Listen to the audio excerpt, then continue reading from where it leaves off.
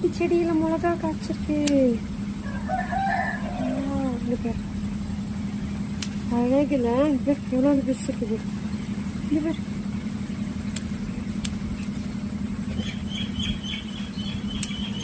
நான் ஏற்கனவே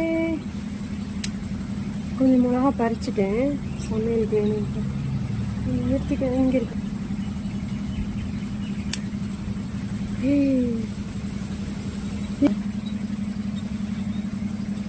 இது குட்டியா இருக்கு கத்திரிக்காய். இந்த கத்திரிக்காயை கட் பண்ணிக்கலாமா? பாத்தியா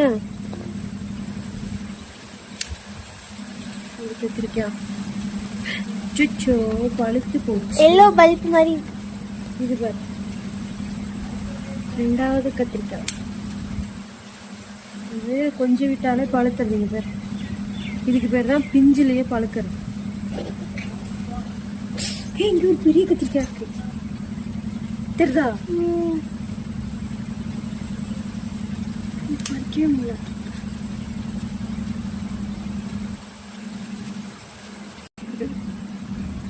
இதுவும் பழுத்துருவோம். பறிச்சிடுவோமா? பறி அது பிஞ்சிலேயே பழுக்குது, அதனால கட் பண்ணிடுவோம்.